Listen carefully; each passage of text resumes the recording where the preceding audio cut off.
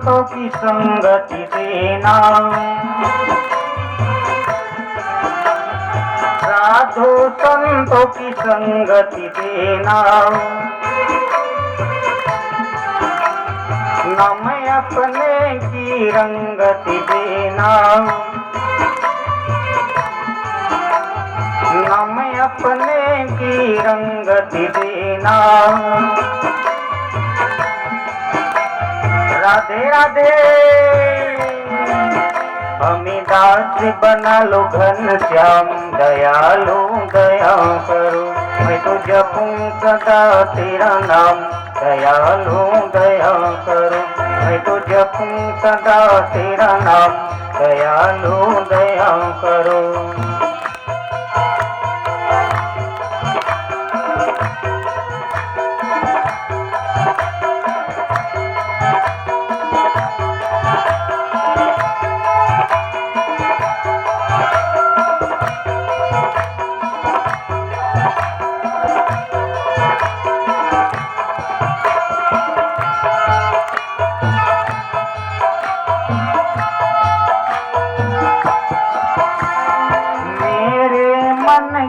ज्योति जगा दो,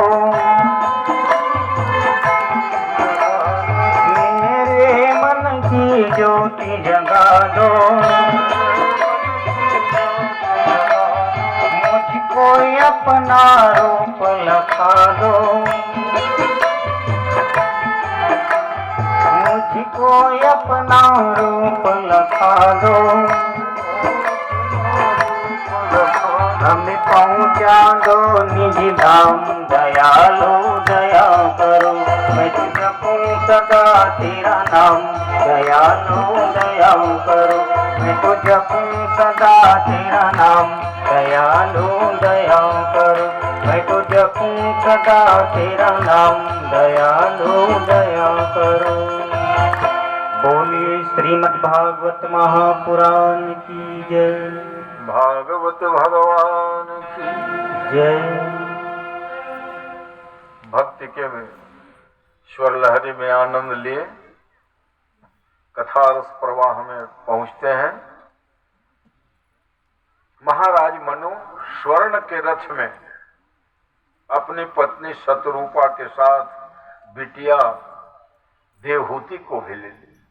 अब बिटिया तो योग्य हो गई, 18 साल की बिटिया कोई कहे तो भाई जान लिए कि मुझे कन्यादान देने ले जाना है। मर भारती ललना कितनी संस्कारित सुशिक्षित होती है, यहाँ एक प्रमाण है। यद्यपि सप्ताह ज्ञान यज्ञ में 50-52 अध्याय व्याख्या करनी होती है। जब रथ पहुंचा करदम ऋषि के आश्रम में, तो गरीब से गरीब लोग भी जब वर देखने आए कहेंगे तो बनेगा ठनेगा, है ना। घर द्वार को साफ सफाई करे, कपड़ा लत्ता, उनको मालूम है कि मेरे होने वाले सास ससुर आ रहे हैं। आज कोई बनावटीपन नहीं, यथा उसकी चटाई बिछी है और पान के दोना में कंद मूल फल। हाँ, राजा है इसलिए आप पाद दीर्घ जरूर दिए, कमंडल में जल। बैठ गए तो पूछते हैं महाराज आप शादी की इच्छुक हो? इसलिए पूछना पड़ा कि भगवान ने कहा अपनी कन्या दे देना करदम ऋषि को तीसरे दिन। और जब देखा उसके रूप जटा छूटता पश्चिमी धूनी जल रही, कहीं ऐसा तो ना हो भगवान कह दी अभी शादी न करें। तो कहा आप शादी की इच्छुक हो? तो क्या कहा? उद्वोढुकामो हम, संस्कृत में उद्वाह माने विवाह, माने हाँ विवाह के इच्छुक हूं। तुरंत कन्या के हाथ पकड़े माता पिता। देखो आज भी वही समारोह पूर्वक भी शादी करते हैं तो माता पिता कन्या के हाथ को ऊपर ऐसे रखते हैं और नाम गोत्र पूर्वक अमुक गोत्र उत्पन्नो हम, अमुक शर्मा हम, वर्मा हम, लक्ष्मी स्वरूपाम इमाम कन्याम विष्णु स्वरूपाय वराय तुभ्यमहम संप्रददे।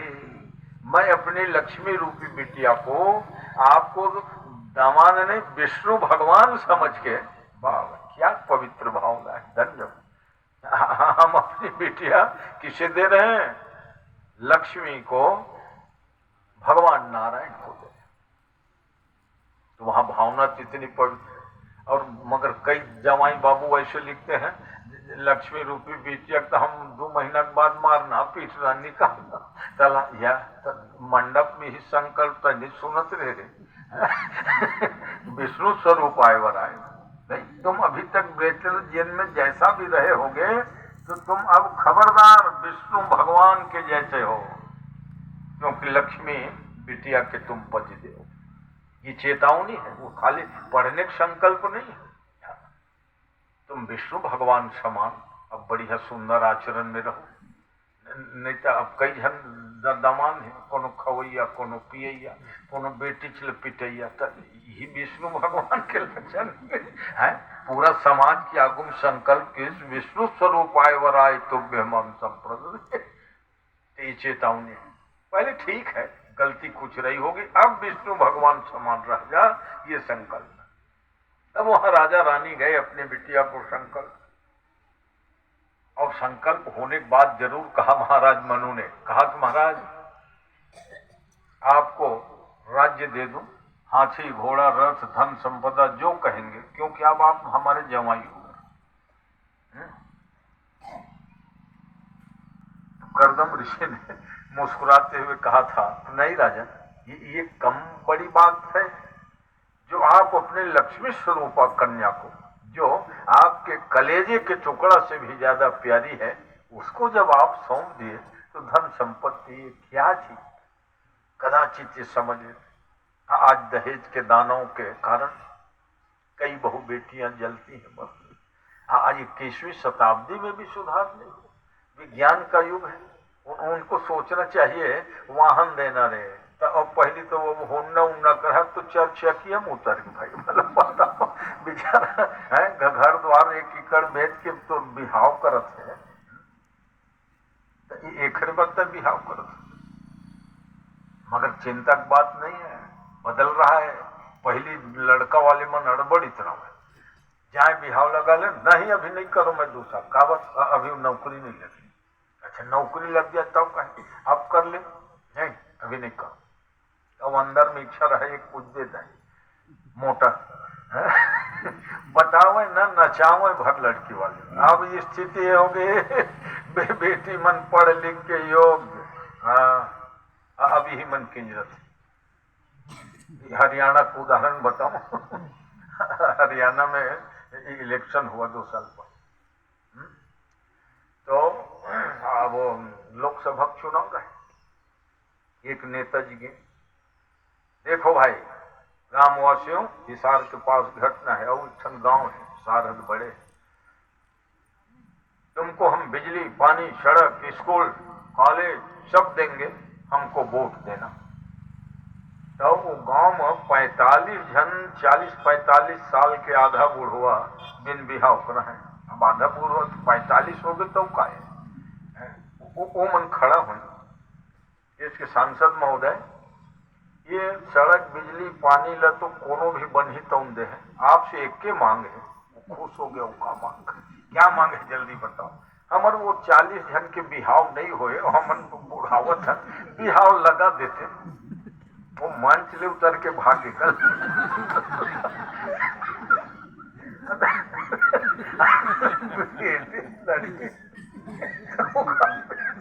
सही घटना अब वो लोग कहा रुकन पर आपका जलपान वो रहन दे भैया मैं बिहार एको घंटे नहीं लगा क्या बर की लड़की मन कम हो गए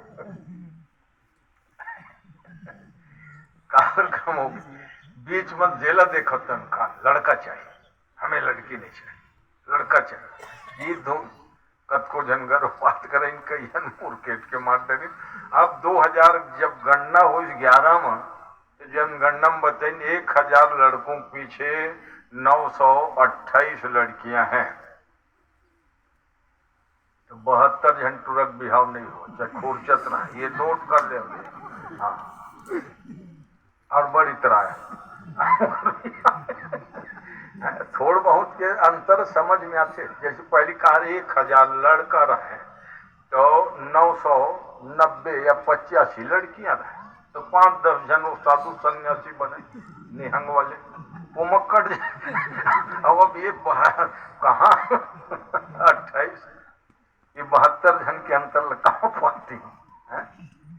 पोखरी सिटी ना बड़े माल गुजार के लेकर है, पढ़े लिखे हैं, बिहाव लगल जाते ना लड़की वाले कई सर्विस में नहीं आता है। हम नहीं, ये सोच सब बदल गए भैया। पहली कार है हाँ माल गुजार के लेकर चल बड़े सुखी रही कैसे थे, अब नहीं जाए तो ये सब सोचो है, सब समय बदल है। तो मेरा कथन ये है कि बेटियों के ऊपर कभी ज्यादती अत्याचार मत करो, क्योंकि लक्ष्मी स्वरूपा इमाम कन्या है, आपके वंश की वृद्धि को बढ़ाती है, नाम यश कराती है। और अभी कथा सुनने वाले है ना,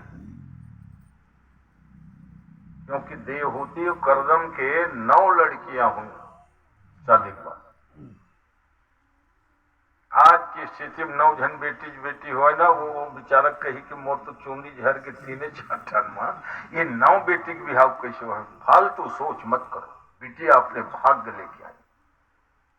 हम मोर जन्मभूमि गांव में ठन मोहरेंगा है, राम नारायण पांडे बड़ा जी, ओखर 12 लड़की हुई और 3 लड़का। तो गौटी आदमी है कहे ये 12 लड़की ना तो 50 एकड़ बीच जाए दो, 150 एकड़ है, 100 है बांछी तो टूरमन बढ़े, ऐसे कहे बोला उखर संगवारी में। वो 12 जन के शादी लगे के बाद मैं पूछे, एक दिन भेंट हो गई, कतका जमीन बिकी सो है, 1 डिसमिल नहीं बिके बाबू, ये बेटी मन सब भाग भर के आए। 9 बेटी करदम ऋषि, ये देवहूति जेकर आज शादी हो। तब 1 लड़का कपिल देव हुए थे, और 9 बेटी ऐसे ऐसे ब्याहेगी। ओहो, कोई वशिष्ठ ऋषि पर, कोई अत्रि ऋषि पर है, उनका नाम जग जाहिर याद है, अनसुईया, अरुंधति, क्रिया, क्रतु, ये सब उखर 9 जन बेटी के। तो 9 बिटिया हुए, तो वो तो उस समय आकाश मार्ग में चलते थे। करदम ऋषि ने कह दिया आपको पूंजी आदि देने की जरूरत नहीं, आपने बिटिया जो हमें प्रदान किया ये सबसे बड़ा उपहार है। तो लड़के वालों को जिस दिन ये ज्ञान हो जाएगा कि आपने अपने कलेजे के टुकड़े रूपी बिटिया हमें सौंप दी, इससे बढ़ के और क्या होगा। ये धन संपत्ति मोटर कार गाड़ी कई दिन पूरी रही है, आए दिन अखबारों में पढ़ते हो, दहेज कारण जो है बिटिया जला दी गई, बहू जल गई। मत ऐसा करो, मनुष्य मानव हो। अच्छा, दुख की बात यह है कि ये दहेज दानों के द्वारा सताए गए लड़कियां तो मर गई, मगर उनको सजा नहीं हुई, छूट जाते हैं लंद फंद करके। ये अब दुख की बात, उनको कठोर दंड मिले है। बहु बेटियों को जो मिट्टी तेल छिड़कने वाले हैं, फांसी लगा देने वाले, उनको फांसी में चढ़ा दो, धड़ धड़, कहां सब राइट हो जाए। क्या है, कानून लच्चर व्यवस्था होने से जान लिए अपराधी मर्डर कर दिए, तो घूम रहे निकल के आगे। तो कहीं कभी लचीलापन होना अनेक अपराधियों को बढ़ावा देता है, इसलिए अपराध के नियंत्रण में कठोरता तो बरतनी चाहिए। तो मैं ये कह रहा था, राजा रानी चले गए कन्यादान करके, अब वो उस घर की लड़की है जिसकी एक आवाज में 50 दासी खड़ी रहती थी, महाराज मनु की बेटी। मैं जब माता पिता चले गए, शिक्षा दे के कहा देख बेटी तो सम्राट की बेटी है, और आज झोपड़ी वाले के यहाँ तुम्हें दे दिए, भगवान के हम आदेश पालक हैं, पर हम जानते इनके पास क्या पावर है। ये चाहे तो हवाई जहाज मिनटों में बना सकते हैं, मगर समर्थ होते हुए क्यों झोपड़ी में रहते हैं, ताकि अलाल न हो जाऊं भोगवादी प्रवृत्ति का ना हो जाऊं। इसलिए बेटी ख्याल रखना। बिटिया ने कहा पिताजी आप चिंता न करें, इतने बड़े घर में मेरे जन्म दिया है ब्रह्मा ने, तो मुझे मालूम है कि एक धर्म पत्नी का क्या कर्तव्य होता है। माता पिता विदा के उठाई झाड़ू, क्यों, अब बाबा जी तो निहंग रूप में थे, जाला खोनरा भरे रहे खरपुटिया कई ठन सांप बिच्छी छिपके ली फल का। तो जब अब धर्म पत्नी बन के आ गई, इसलिए कहा गृहिणी गृह मुच्यते। गृहम शब्द जो है घर को क्या कहते हैं?